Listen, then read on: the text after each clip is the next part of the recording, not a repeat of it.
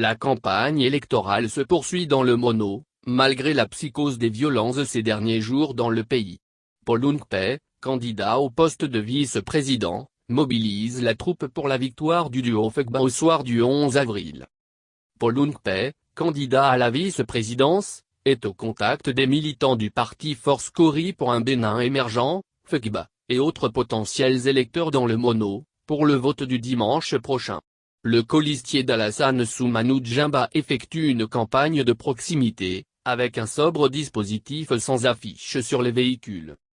Avec ce qui se passe, nous avons dû enlever les affiches collées sur les véhicules, explique Bertin Kuasitosu, coordonnateur de la campagne du duo dans les départements du Mono et du Koufo, allusion faite aux violences perpétrées ces derniers jours dans plusieurs localités du pays. En dépit de la psychose, la délégation s'est entretenue ce mercredi 7 avril avec des militants de l'arrondissement central de Lokossa, après les étapes d'Agamé et de Kudo dans cette commune et celle de Daé dans la commune d'Ouéyobe, en passant par Bopa, la veille. Natif de Lobo, l'ancien ministre et ancien maire de la commune de Bopa s'exprime essentiellement en langue locale sazoué et en français pour faire passer son message. Le duo auquel il appartient entend se démarquer de ce qu'il appelle la politique d'exclusion, d'oppression menée ces 5 dernières années. Il faut construire le pays en allant doucement, car Paris ne s'est pas fait en un jour, qu'on soit M. Hunkpé. Il souligne que c'est la première fois qu'un fils du terroir est candidat à une élection présidentielle.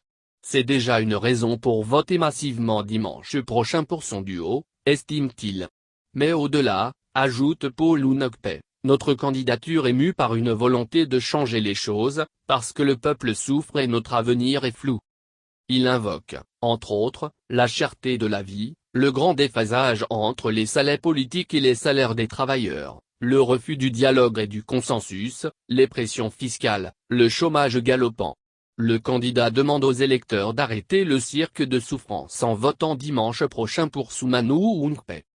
Dès son accession au pouvoir, le duo propose d'organiser un dialogue national pour réunir les courants politiques, les forces vives de la nation et un référendum pour revoir tous les textes votés sans consensus, en l'occurrence la loi fondamentale, la Constitution du 11 décembre 1990 modifiée fin 2019.